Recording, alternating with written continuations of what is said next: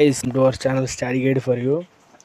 మనం ఇప్పుడు చాలామంది మనకి ఎంబీబీఎస్ కౌన్సిలింగ్కి ఎంసెట్ కౌన్సిలింగ్కి వెళ్తున్నారు.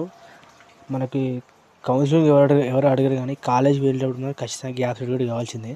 ఈ గ్యాప్ సర్టిఫికేట్ ఎలా తెచ్చుకోవాలంటే 2 ways ఉంటాయి. ఒకటి ఆన్లైన్ ప్రాసెస్, ఒకటి ఆఫ్లైన్ ప్రాసెస్.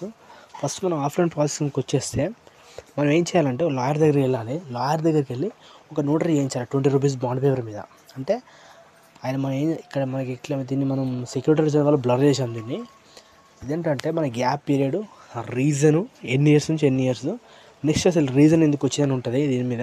నెక్స్ట్ మన లాయర్ సిగ్నేచరు, ఒక స్టాంప్ ఉంటుంది, స్టాంపు కొన్ని స్టిక్కర్స్ ఉంటాయి, అవన్నీ పే చేసి ఉంటుంది.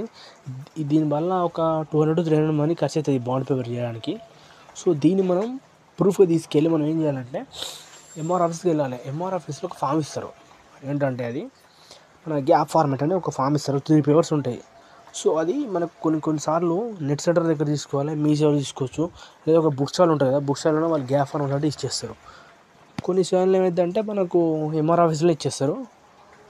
సో మనం ఏం చేయాలంటే స్టడీ సర్టిఫికేట్స్ తీసుకెళ్ళాలి. మన ఫస్ట్ నుంచి 10th మనకి ఏ గ్యాప్ వచ్చిందో అక్కడ వరకు ఉన్న స్టడీ సర్టిఫికేట్స్ తీసుకెళ్ళాలి. సో మన గ్యాప్ ఎందుకు వచ్చిన రీజన్ చెప్పేసి ఒక లెటర్ రాసి మంచిగా. నెక్స్ట్ మన ఈ అఫిడవిట్ ఉంది కదా, దీని ప్రూఫ్ కింద పెట్టాలి. కొంతమంది కొన్ని ఎంఆర్ ఆఫీస్లో ఏమంటారంటే వాళ్ళు పోలీస్ వెరిఫికేషన్ సర్టిఫికేట్ తెమ్మంటారు. సో అలాంటప్పుడు ఏం చేయాలంటే నెట్ సెంటర్ దగ్గర వెళ్ళి పోలీస్ వెరిఫికేషన్ సర్టిఫికేట్ అప్లై చేయాలి. నాకు సపరేట్ 200 ఎంతో పడుతుంది.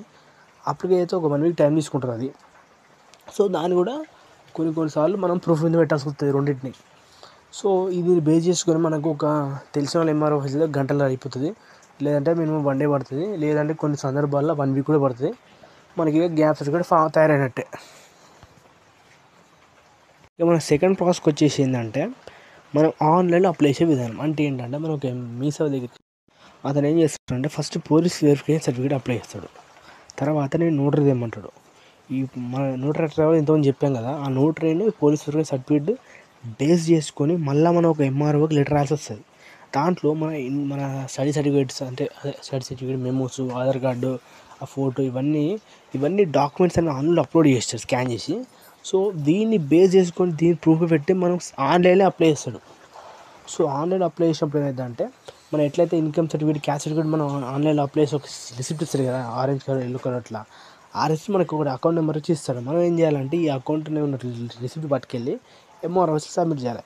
మనం ఎట్లయితే క్యాష్కి ఇన్కమ్ ఎట్లయితే మనం ఆడ ఉండి ఒక ప్రొసెసింగ్ చేసుకుంటామో సేమ్ అట్లా ప్రొసెసింగ్ చేసుకుంటే వాళ్ళ చెక్ లిస్ట్ ఇస్తారు. చెక్ లిస్ట్ మీద అన్ని సైన్ చేసుకొని మనం చెక్ లిస్ట్ యాక్సెప్ట్ చేసిన తర్వాత వాళ్ళు ఏంటంటే ఆన్లైన్లో దాన్ని అప్రూవ్ చేస్తారు.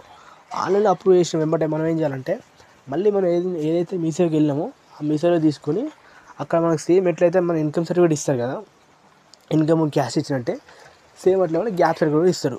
సో దాంట్లో ఏంటంటే మనకు ఆన్లైన్లోనే స్టాంపు, మనకు అక్కడ ఆన్లైన్లో స్టాంపును ఆన్లైన్లో ఎంఆర్ఓ సిగ్నేచర్ దాని మీద వచ్చేస్తుంది.